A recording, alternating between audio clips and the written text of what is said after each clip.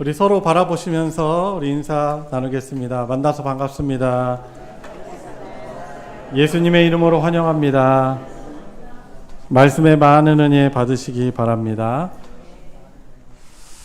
만물이 또 생동하는 또 봄의 가장 아름다운 빛깔들이 가득한 또 이 날에 하나님을 예배할 수 있음이, 또 성도들과 특별히 함께 예배할 수 있음이 너무나 감사한 하루입니다.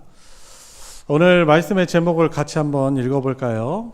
자, 스스로에게 또 중심으로 한번 고백하는, 질문하는 마음으로 읽어보시기 바랍니다. 시작. 주님, 저는 누구의 편입니까? 누구 편이십니까? 오늘 말씀을 통해서 질문의 의도와 또 이 질문에 맞는 그런 답을 할 수 있는 저와 여러분들 되기를 원합니다. 최근 국제 뉴스를 보면 마음이 너무 심란하죠. 오늘 대표 기도 하시면서도 언급했지만 또 국제 정세가 너무나 심각합니다. 중동 사태 처음에 시작했을 때는 며칠이면 끝날 것이다라고 이미 이긴 싸움 싸운다라고 하고 있지만 벌써 이렇게 오래 되었습니다.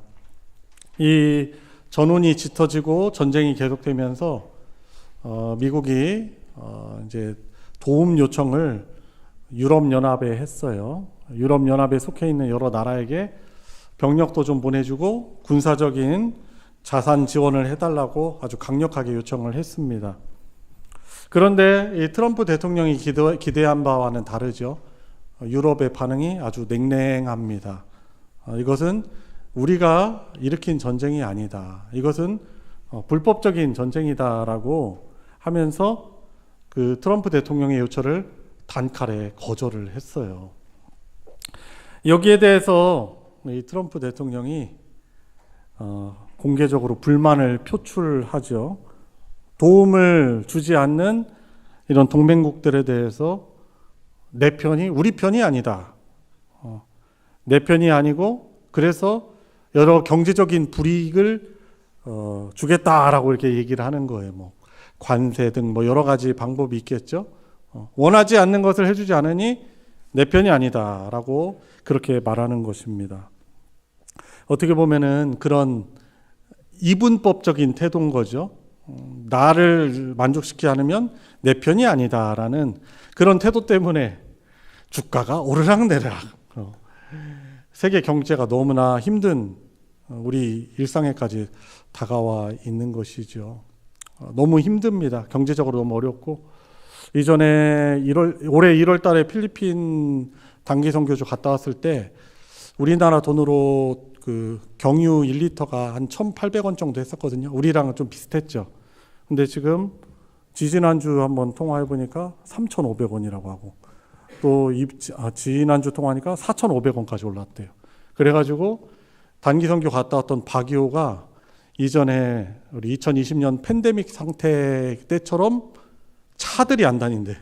차들 안 다니고 사람들이 안 다닌다라고 그런 이야기를 하더라고요. 어떻게 보면 정부의 제재 능력이 없는 거죠. 우리는 뭐 나름대로 이제 규제를 막 하려고 하고 있는데, 여튼 저와 여러분들이 평안한 가운데 우리 국민들이 또 생활하고 우리도 믿음 생활할 수 있도록 우리가 이 사태를 우리가 멀리 보지 말고 가까이 우리가 두고 기도해야 할 것입니다. 자, 저와 여러분들의 삶도 이와 같을 때가 있다라는 것이죠. 항상 누군가가 내 편이 되어주기를 간절히 원하죠. 가정에서 내 편. 근데 남편이 있고, 그리고 교회에서도 그렇고요. 교회에서도 우리가 열심히 주의 일을 하다 보면은 갈등이 될 때가 사실 있어요. 그때 어떻게 합니까? 나한테 맞춰주길 바라는 거죠. 내 편이 되어주길 바랍니다. 직장에서도 마찬가지입니다. 우리 신앙생활조차 어떻게 해요? 하나님 제 편이 되어주세요. 그래서 이 전쟁과 같은 내 삶에서 승리하게 해주세요라고 우리가 기도를 하는 것이죠. 우리가 어려울 때 하나님의 도움을 구하는 것은 당연한 것입니다. 왜냐하면 하나님은 우리의 하나님이시고 그분은 우리의 아버지이시기 때문에 그렇습니다. 자, 그렇지만 오늘 이 성경 본문은 저와 여러분들에게 어떻게 보면 우리의 생각을 다시금 경종을 울리는 질문을 주는 것이죠. 과연 하나님이 내 편이 되어야 하는가? 아니면 내가 하나님의 편에 서야 하는가라는 그런 질문을 저와 여러분들에게 던져주고 있는 것입니다. 자, 그래서 오늘 본문으로 한번 돌아가서 보면 이스라엘 백성들이 요단강을 건너서 이제 하나님이 약속하셔서 주시겠다고 한 가나안 땅을 이제 들어가는 거예요. 근데 들어가게 되는 그 길목에서 이스라엘의 이 진행을 가로막고 있는 크고 강한 성이 여리고 성이었습니다. 이 여리고 성은 이제 지금도 이제 성서 고고학적으로 이제 발굴이 이루어지고 있는데 여리고 성이 성벽이 한 겹이 아니라 두 겹으로 되어 있고 한 겹도 수미터에 이뤄요. 그러니까 이스라엘 백성들이 원래 목축하는 그런 민족들이고 전쟁에 능한 민족도 아닙니다. 무기도 부족합니다. 오히려 가나안 땅 여리고성을 비롯한 여러 가나안에 이미 살고 있는 사람들은 철기 문화를 도입해가지고 강한 무기를 가지고 있어요. 그런데 하나님이 명령하셔서 이 가나안 땅을 이제 주시겠다고 하시고 가라고 하셔서 이제 그곳을 향해 가고 있는데 여리고성이 딱 이 가로막고 있는 것입니다. 자, 그래서 이스라엘의 리더는 하나님이 세우신 지도자 여호수아가 이 여리고성을 바라보고 있는데 한 사람이 등장합니다. 한 사람이 등장했는데 오늘 본문 보시면은 13절에 보시면은 눈을 들어본즉 한 사람이 칼을 빼어서 손에 들고 여호수아 앞에 마주서 있는지라라고 말하고 있습니다. 칼집에 칼을 딱 넣고 어떻게 뭐 투항을 표시한다거나 아니면 당신 편입니다를 한 게 아니고 칼을 딱 들고 여호수아 앞에 당당하게 딱 서 있는 것입니다. 여호수아가 긴장을 했겠지요? 아마도 그럴 것 같습니다. 그래서 질문을 합니다. 너는 우리 편이냐? 너는 우리 편이냐? 우리 이스라엘 편이냐? 아니면 저 적들의 편이냐라고 질문을 합니다. 그런데 그 앞에 선 사람의 대답이 의외입니다. yes 아니면 no라고 대답을 하든지 그렇게 대답해야 되잖아요. 그런데 이 사람의 대답은 아니다. 둘 다 아니다. 영어 성경을 보니까 neither라고 표현하고 있다고요. 둘 다 아니다라는 그걸 부정하는 뜻이잖아요. 당신의 편도 아니고 적들의 편도 아니다. 나는 여호와 하나님의 군대 장관으로 지금 칼을 들고 서 있다라고 말하고 있는 것입니다. 여러분, 하나님은 사실 이 땅을 주시겠다고 하셨지만 그래서 지금 요단강을 건너왔는데 요단강을 그냥 편하게 건너온 게 아니죠. 성경을 읽으시면 알겠지만은 그러니까 요단을 건널 이 시기가 이스라엘의 우기예요. 물이 가득히 차요. 뚝까지 가득 차가지고 넘칠 정도로 물이 막 찰랑찰랑하게 차 있는 상태에 하나님이 주신 약속의 땅을 가려면 요단강을 건너야 돼요. 그런데 믿음으로 순종하여서 여호와의 언약궤를 맨 제사장이 요단강에 발을 딱 담그자 그때 하나님께서 어떻게 하십니까? 믿음으로 한 걸음 한 걸음 내딛는 이스라엘을 위해서 저 상류로부터 해서 먼 곳에서부터 요단 강물을 막아주세요. 그래서 이스라엘이 하나님의 놀라운 동행의 역사를 경험하면서 건넌 거예요. 그리고서는 다 건넌 다음에 길갈이라는 지역에 도착했을 때 이스라엘 백성들이 할례 의식을 행합니다. 출애굽한 이스라엘 백성들이 아니고 그 이후의 사람들, 그 중에 또 일부는 하나님의 언약 백성, 하나님의 백성이다라는 이 남자들의 그 살점을 잘라내는 그 의식을 행하지 않은 사람들이 있었어요. 그래서 어떻게 하냐? 이 길갈이라는 곳에서 가나안 땅에 들어가야 되는데 되게 사실 어떻게 보면 적들한테 공격을 당할 수 있는 상황이거든요. 그런데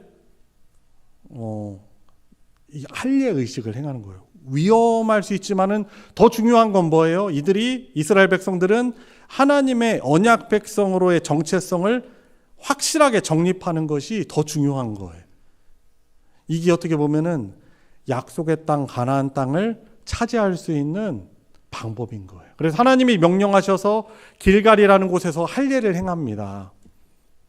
그리고서 이제 여리고성에 들어가야 되는데 그 앞에서 여호수아가 한 사람을 만났는데 이 사람이 칼을 들고 서 있어가지고 나는 여호와의 군대 장관으로 서 있다라고 말하는 것입니다. 여러분, 우리는 때로는 착각합니다.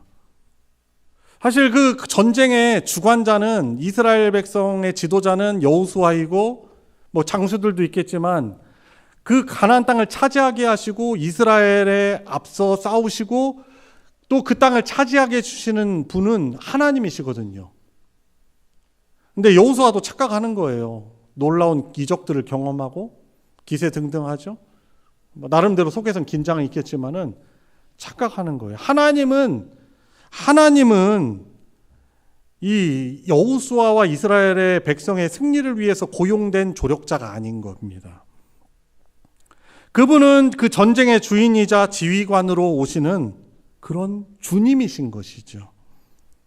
하나님은 저와 여러분들의 어떤 목적을 위해 동원되는 내 편이 아니라 우리 하나님의 백성들이 복종해야 될 주권자가 바로 하나님이시다라는 사실을 우리는 착각하고 잊으면은 안 되는 것입니다. 그래서 이제 여호와의 군대 대장이 여호수아에게 말합니다. 너의 발에서 신을 벗으라. 네가 선 곳은 거룩한 땅이다라고 그렇게 15절에 말씀하자 여호수아가 어떻게 해요? 그대로 행하니라라고 말씀하고 있습니다. 고대 사회에서 신을 벗는다는 것은 저와 여러분들이 집 안에 들어가기 위해서 그냥 신발 벗는 그 정도가 아니에요. 자신의 모든 권리를 포기하고 상대방에게 복종하겠다라는 항복의 표시인 것입니다. 누가 주이고 누가 종인지를 표현하는 것이 바로 신을 벗는 행위인 것입니다. 여리고를 무너뜨릴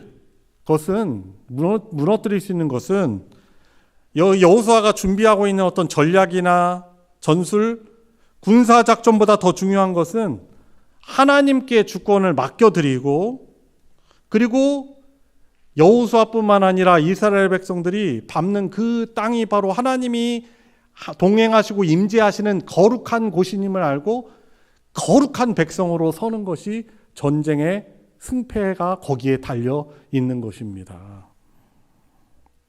여러분, 그래서 이 가나안 땅 전쟁이라는 것은 하나님이 함께 하셔서 싸워주시는 거룩한 전쟁이기 때문에 이것을 거룩한 전쟁이라고 성전이라고 합니다.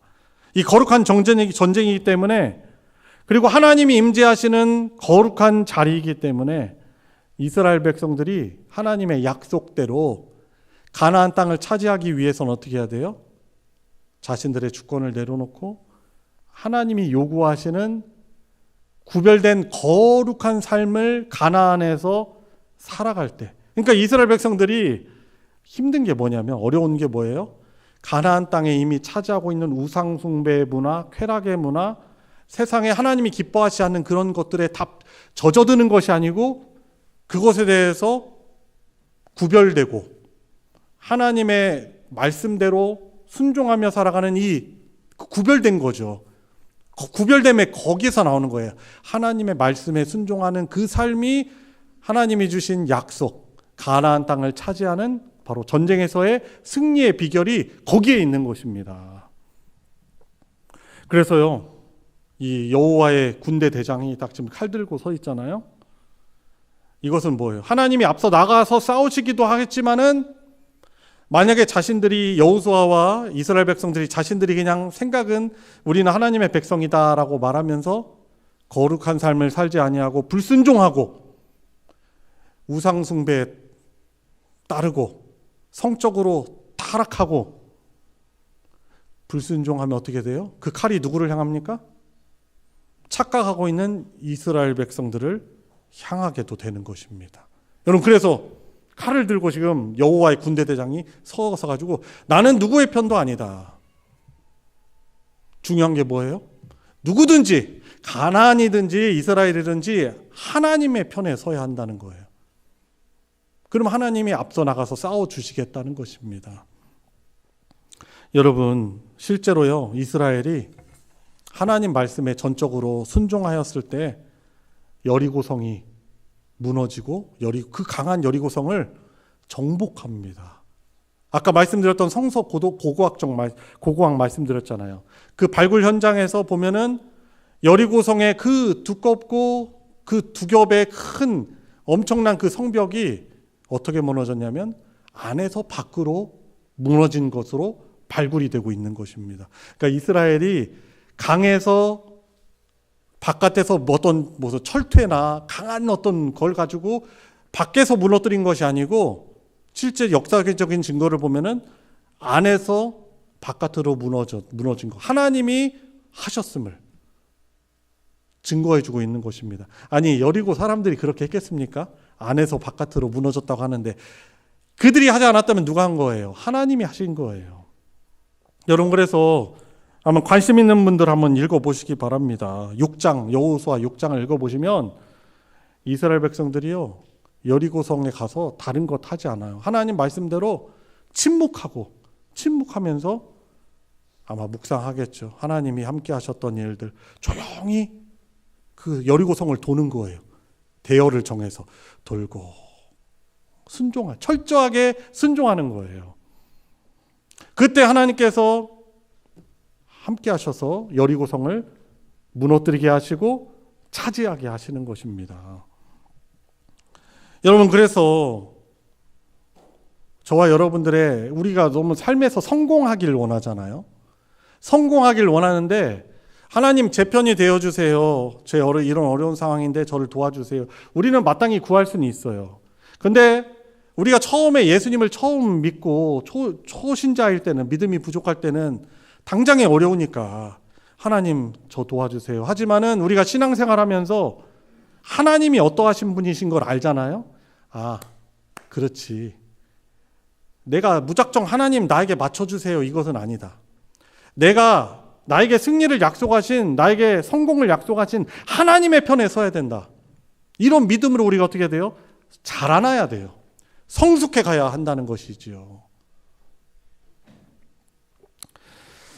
여러분, 트럼프와는 정반대의 대통령이 있습니다. 미국의 16대 대통령 링컨 아시죠?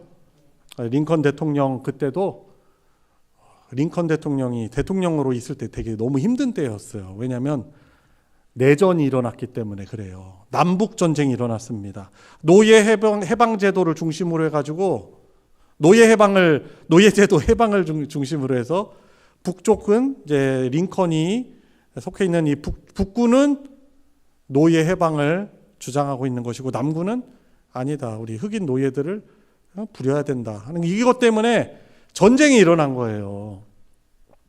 치열하게 일어나고 있을 때 이 회의 가운데 링컨의 부하, 참모가 우리 하나님께 기도해야 되겠다, 그렇게 제안을 하는 것이죠. 어떤 기도의 제목입니까? 하나님이 우리의 편이 되어주셔서 우리가 이 전쟁에서 승리하게 해주십시오 라고 그렇게 제안을 했습니다. 그랬더니 링컨 대통령이, 원래 이 사람이 참 순한 사람이에요. 그런데 링컨 대통령이 딱 참모의 말을 가로막으면서 아닙니다. 하나님이 우리의 편이 되어주셔야 되는 것이 아니고 우리가 하나님의 편이 되어야 합니다. 하나님의 뜻에 서야 한다라는 것이지요. 그런 기도의 제목을 바꿔서 기도를 했다고 하는 일화가 우리에게 전해지고 있는 것이지요. 여러분, 우리도 하나님의 편에 서 있는가라는 그 질문을 우리가 던져야 하는 것입니다. 이 어려운 상황 속에서, 그저 전쟁 같은 원하지 않는 그 상황 속에서 나에게 하나님 맞춰주세요, 무작정 내 어려운 일을 해결해 주세요가 아니고, 하나님은 분명히 우리에게 약속을 해주셨어요. 승리할 것을 약속을 해주셨는데, 우리 하나님의 백성들은 어떤 방법으로 승리하는 자입니까? 거룩함으로, 하나님이 원하시는 방법으로, 하나님이 정말 기뻐하시는 그리스도인으로, 주의 말씀에 순종하는 그리스도인으로 나 자신을 부정하며 내 욕망을 내려놓으며 하나님의 뜻을 순종하며 세상과는 구별된, 비록 세상 속에서 우리가 살아가고 있지만 우리에게 주신 이 성경 말씀대로 살아가면서 하나님께 복종하는, 하나님께 무게중심을 둔 저는 하나님의 종입니다 라는 이런 믿음으로 살아갈 때 하나님이 저와 여러분들에게 약속하신, 비록 과정은 어려울 수 있지만 승리의 한 걸음 한 걸음을 걸을 수 있는 것입니다. 여러분, 그래서 오늘 말씀 통해서 저와 여러분들의 신을 벗어야 합니다.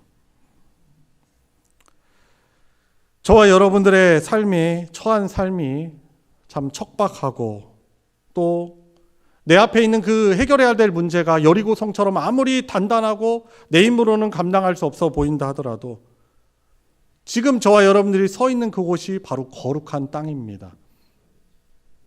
사실요, 저와 여러분들 불순종 많이 했지 않았어요? 불순종 많이 했죠. 저도 그랬어요. 우리가 그 칼을 맞아야 돼. 그런데 우리를 대신해서 우리 주님께서 하나님의 공의의 심판의 칼을 대신 맞으신 것입니다.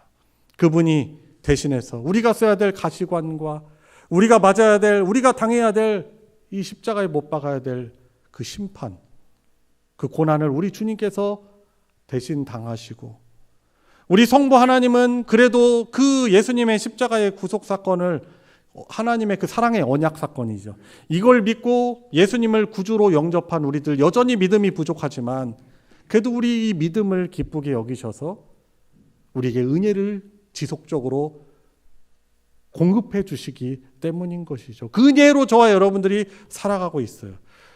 하나님의 내리는 심판을 우리 주님께서 대신 당하셨고, 우리가 당해야 될 버림받음을 그 예수님이 대신 버림받으신 거죠.